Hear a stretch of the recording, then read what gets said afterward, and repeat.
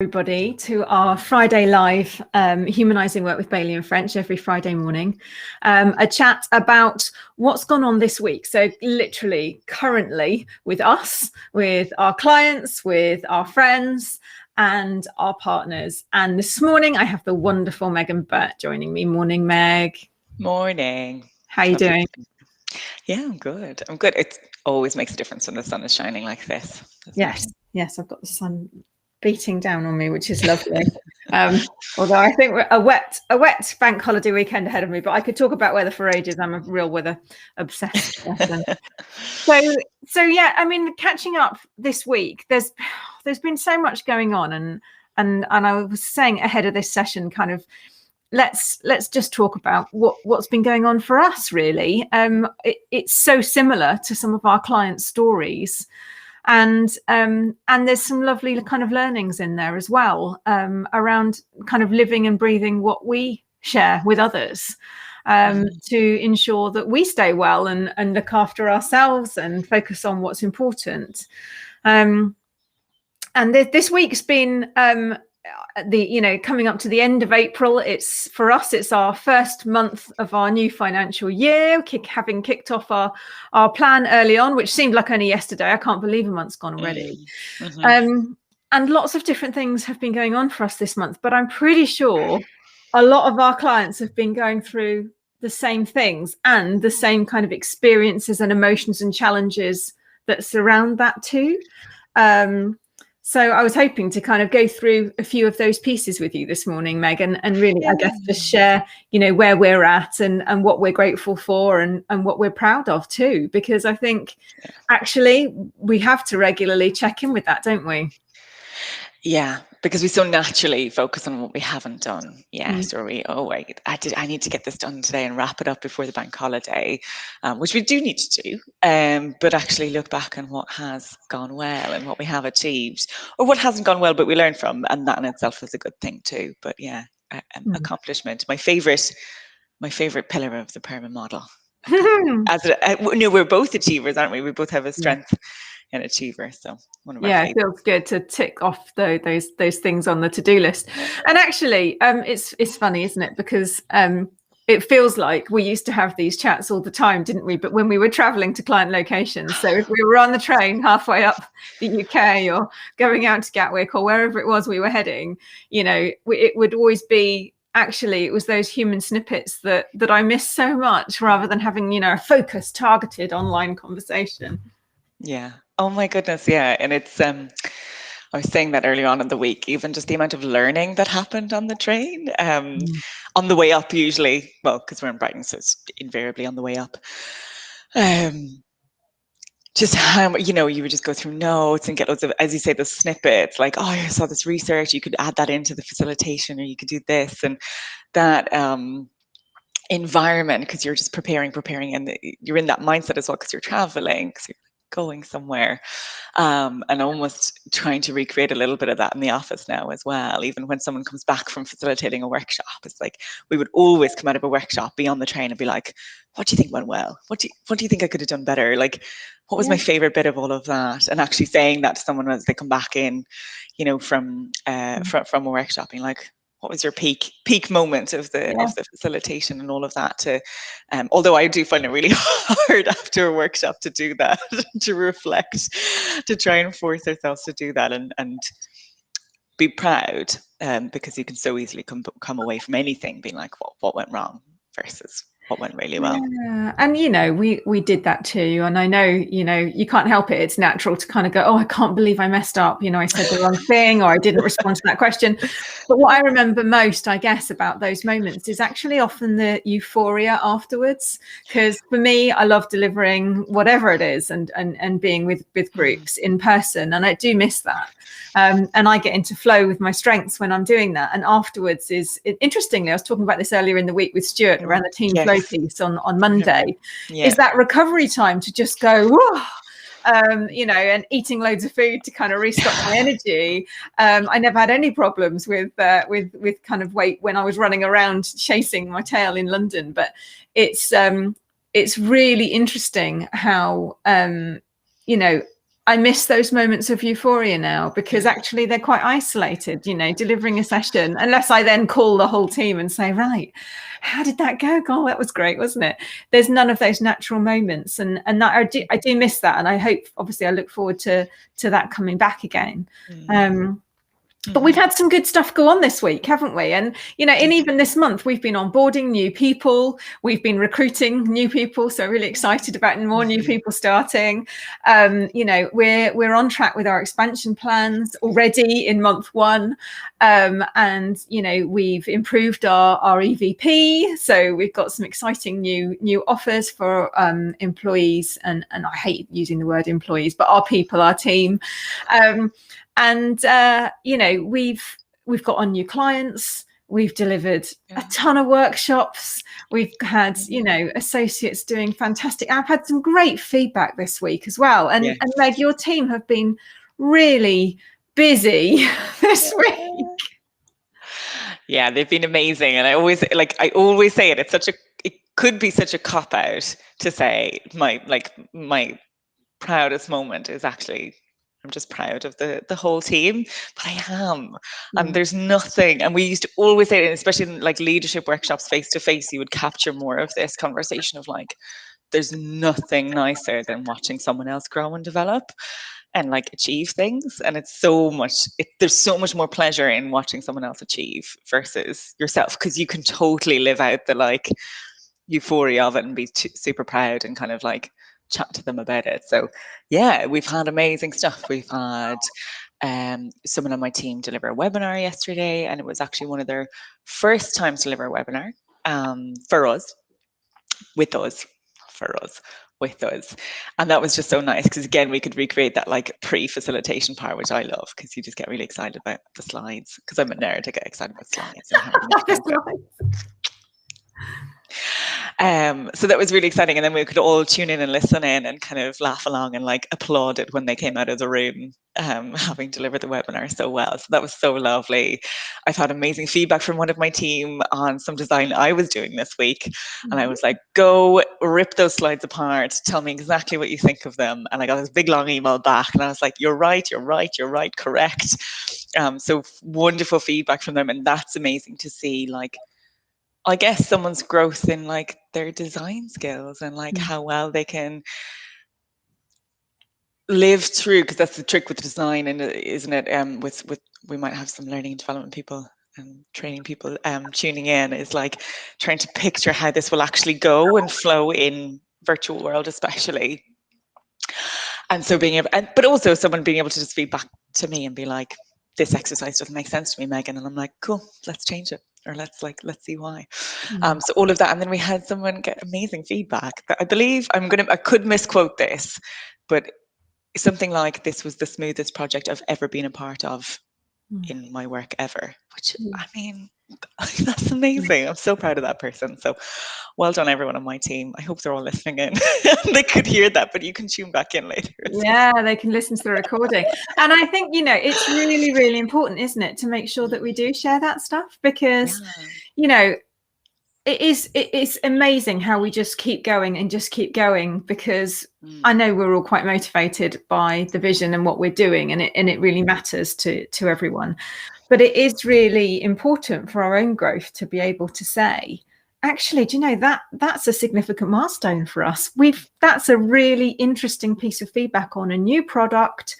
I know the piece of feedback you're talking about, Meg, because I was involved in that too, and I am impressed. It was a compliment for you too as well. But yeah, thank you. But, it's really interesting that was, you know, a new product, a new a client we know very well, but actually it's gone better than we could have possibly hoped. And through the first 3 months of what has been the most uncertain time for us as a business, to be launching new products and to be working with the market where it's at right now. And I think that's the piece that I'm really keen to do more with these live sessions, with opening us up and having more open conversations, being really real and honest about where we are, and being absolutely spot on in terms of listening to where the market is, where people are, what our partners are up to, where are businesses growing, where are they stumbling, what can we do to support, and where along all of that, where is the humanizing thread, where is the piece that makes it that work environment that we go, that's what we want to be doing, that's the human piece that we should be amplifying, that we should be accelerating. And so, yeah, I'm really proud of that piece of work, and it is coming together, really nicely. So that's a lovely one. I'm also really proud of what we've been doing in the background, behind the scenes. So people might not be aware of we've been doing quite a lot of product design and development for some new solutions that we're releasing this year, and just seeing the quality come through from the team that has gone into development and into production, the slides, the videos, the polls, the things that are coming together, it's making me even more excited, because it's a field I've been researching for my whole career, but particularly the last 2 months have been, and the last 2 years, I've been researching the field of team flow and the human leadership piece specifically. And I think it's so pioneering, and yet we're bringing everyone together. And what I love is I've really enjoyed doing the Humanising Work live series. I've been doing at midday every day, and every conversation's been completely different, and bringing all of those associates in that work with us all the time, practicing this every day. And they are, they never get a chance to stop and reflect or write things down and record the learning and what's happening in the moment. It's so hard to do that. So it's been very rich, those conversations. And I had a lovely piece of feedback the other day from an associate who said, I work with lots of different companies as an associate, but my heart is with the work that I do with Bailey and French, because it's so meaningful. And for me, that was that proud moment, that was that, oh, wow, we've created something here that's absolutely, really touching people. People want to do this work. They love being involved in this work with others and feeling that they can represent and, committed to the cause. And I think we've caught some traction here. I don't know how much you hear that as well. Yeah, I know you work really closely with our associates too, Meg. Yeah. Oh, it's just so lovely, because they really are part of the team, and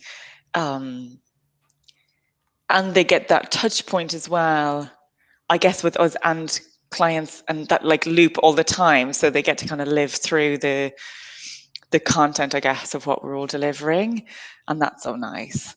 But yeah, we get lots of lovely feedback from them about working with us and with what we do, but also how we do it, which is, it's just so nice. It's like kind of one big family of 100 people. I know, it's growing very quickly, and soon to be more than that, I think. And hopefully a big meetup at some point this year too. I'm looking forward to eyeballing people properly. I'm waiting for that second jab. I had my first jab last week, and it's amazing how I've been holding on to that hope. And then when I had it, the relief and the gratitude was just immense. I had no idea how much I wanted to feel that I'd had that first jab, and it really knocked me sideways. And I think a lot of people are kind of going through that now, as more people are signing up, and more they're becoming available. And actually, it's really weird. I share a bit. I got a bit emotional yesterday seeing Jonathan Van Tam jabbing Matt Hancock. I was like, oh, regardless of anyone's political preference, that must have been such a moment for them, working together as colleagues, doing something that they care about so much, and being in that situation. I was a bit like, oh my goodness, that must have been a real moment for them. Well, I may be wrong, I don't know, but for me, it's like those types of things seem to be happening, and I'm trying to capture them and think, oh, that's nice, because it's not the sudden release that I was expecting, in the same way that when schools went back, it didn't all go back to normal straight away. And, the 12th of April, barbers and hairdressers opening up, and I still can't get an appointment now. And it's, May next week. So things aren't there yet, are they? No. And Oh, it's the hedonic treadmill, isn't it? Yeah. We chase and chase and chase and be like, when this happens, I'll be so happy.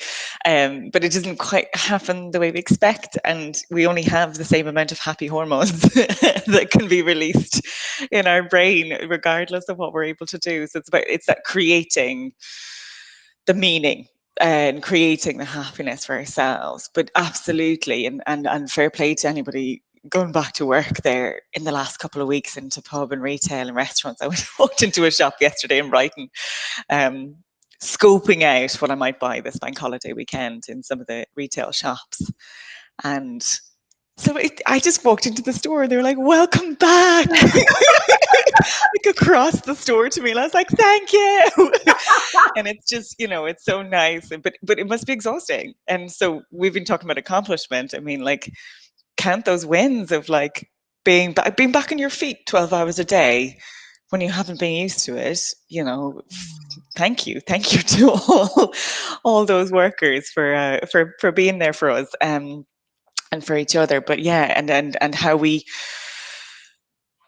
can frame what we're looking forward to as well, and being grateful. I remember saying it even last summer when the pub started opening. I was like, I'm going to be so grateful when I can just have a pint of beer in front of me with friends, and that moment. And that's not something we would ever have like counted our blessings for before.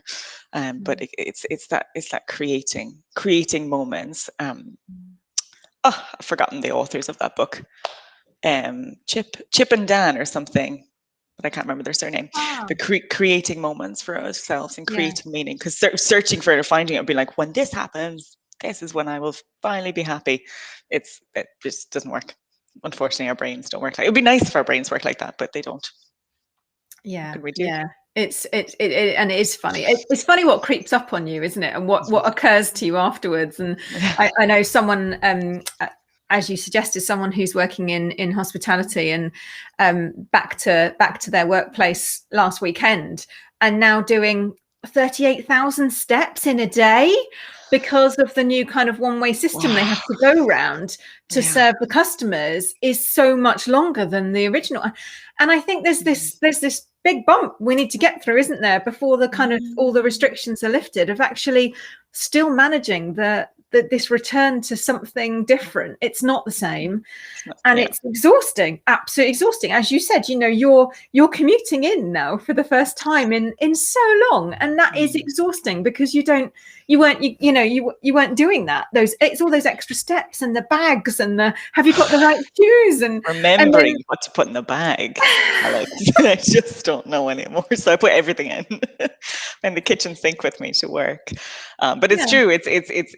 It's when we were so fine with doing that on autopilot, but it just takes a couple of weeks to be like, right, this needs to be organized for the morning or whatever, and then we'll go into autopilot. So it's almost like giving ourselves a bit of a break with it and being like, I'll build up that resilience again, like just that physical resilience again to this version of life, you know what I mean, and being able to do that. The one I keep running back up the stairs for is a mask in the morning, which is I have no excuse for. Like a mask, right? Yeah. When but that's also, Alex, that's also me, because I have to be on time now. The train doesn't come when I leave the house. I have to leave the house on the time for the train, which does not suit my personality style, as you know. So I think for anyone else, it's going to be fine. But we will build up that physical resilience, that mental resilience for it all, because that's what we do. Because we adapt. And so for anyone looking for that accomplishment boost, it's like, look, just you're getting through a pandemic. There's a tick. Like, you're doing fine. I'm sorry, my lighting has also gotten progressively worse. Beautiful. I'm now a ghost. No, you have like an angelic glow about your face. It's lovely. This is small. The face creams are working. So apologies for anyone tuning in. There's absolutely nothing I can do about the sun right now. Oh no, you're doing well. But I think it's really interesting, isn't it, how things have changed over the last month. And I think there'll be many people you know, having the same reflections, thinking about their first kind of return back to something, whether it be the hairdressers or, you know, or the gym even, you know, I mean, I've tried to get a slot in the gym. I still have to book slots. I don't find that very easy. I'm a bit more spontaneous. And if I've planned it, sometimes I find reasons not to go. And if I haven't planned it, it's easier to just go along. So, Sally, don't worry, we love your typos. So thank you for joining us this morning. I thought the emotional intelligence was actually quite good. I like that one. But we're just talking this morning really all about what's going on for us right now, what's going on for our clients. So, you know, in terms of our clients, and humanizing that work, you know, people are still really focused and on supporting people to come back into whatever work they do in the right way for them, and supporting people to be well, and to help make the right decisions. There's a lot of people that are making different decisions about their lives at the moment, you know, in terms, lots of people have moved house. I mean, I couldn't believe it. I spoke to an estate agent yesterday. He said, you know, the market is booming. Everyone is moving. And Meg, you've moved house this year, you know. I moved just before the pandemic. I know a lot of people that are moving, and it's that kind of life stage change that I'm hearing lots of people going through, and moving roles and thinking about, you know, how can we change things up? And I've also spoken to lots of people who are thinking about where they want to go on holiday next, and perhaps not going to the same places and doing something that they've always wanted to do, a bit more bucket list type approach. How are you? Are you looking forward to getting away at some point, Megan? Where would you be going? I just want to go home to Ireland. Oh, please, Ireland, have me back. I want to come home. Yeah, we're hoping for 2 weeks, maybe towards the end of the year, if possible. Yeah. If anyone can put in a good word for restrictions, it'd be nice to see family. To be honest, I need to get home for a bridesmaid dress fitting at some point between now and March next year. That's all we need to do. So that's my holidays. I'm super excited if I can get home. And that's it. It's like it's different things have become meaningful, haven't they? And different things now that we're proud of, and different things that help us feel accomplished. And you know, I could easily list off all the things that I feel like I haven't got around to this week. I had such a big list at the beginning of the week. My life at the moment is dominated by the live sessions every lunchtime. I feel like a newsreader. Finally, I've always wanted to be a newsreader. I feel like I'm finally, you know, live streaming on all these different channels and platforms every day. Is so exciting, with some amazing people with such rich experience and expertise. And the conversations have just gone like that. But it takes quite a lot of planning and setup and sharing afterwards. And it feels like that's what I've been doing. But in and amongst that, you know, designing new products that are about to come out in this new marketing campaign, and working with people on different things in different ways. And that in itself is a different cognitive load, isn't it? Certainly, you know, seeing the team in design mode has been a real kind of, it's really interesting seeing all the different things we're working on in terms of design, because quite a few different pieces out there. Have you got a high level of what the types of programs clients are looking for us to work on at the moment? Yes. Like mostly it is this shift to focus, and I might have said this on a live already or somewhere else. I'm so sorry if someone's heard this already. But this shift to focus but we've done so much really good work on well-being in the last 12 months, like really amazing stuff. And when you talk about accomplishment, like hats off to all the well-being leads everywhere for working so hard and all of that. But almost with that, we haven't had the space or capacity or maybe the attention focus on like performance itself. And not about like giving necessarily negative or constructive feedback, but more like people haven't been praised for their, you know, all the good stuff too. And being able to grow and develop, there's almost been a little pause in that while we just manage the workload. So for many clients, it is this refocus on performance, and I'm seeing that kind of across the board. And for leaders as well, equipping leaders and managers going into, like when we say leaders, I mean like leaders of all levels, just managing the next few months as people go through this change. while it's nice change, it's still change. And so just being able to support teams through that and still have that focus on like the future, which can be hard when there's so much going on in this whole week. There's so much happening, and the next week, etc., and for everybody. But actually, well, what does 6 months time look like? What does 12 months time? You know, career conversations, etc. So it's a lot of that, and trying to support people, and we're still catching people as well who aren't okay, and just trying to bring them up.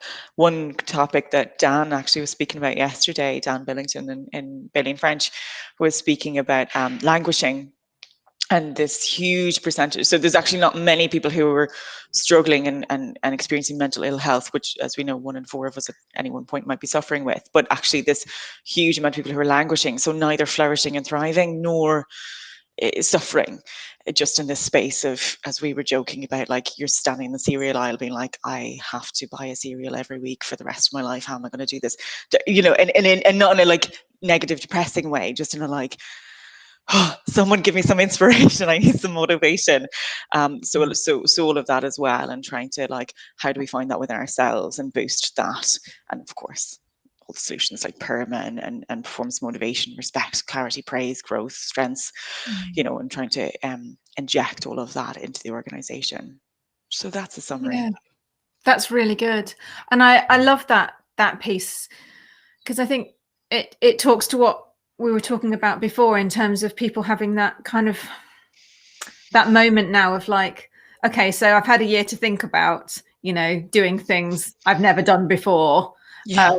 It helped me get through, you know, imagining what I could be doing, but what's the reality now? And it's almost like, am I actually going to, you know, uproot us and go and live somewhere else and do something completely different? Or am I going to just tweak a few things that matter? And actually, is that enough to get me through where I need to be right now? And is that enough and motivational enough for me to feel like I'm, you know, leading a fulfilled life? And I think people are going to question that, aren't they? And they're going to want more. And they're going to want more opportunity. They're going to want more from their friends, from their family, from their workplaces. You know, how are people going to make those decisions about what's new and exciting and what can get people excited? And perhaps people, you know, are going to take some time to feel that level of emotion again.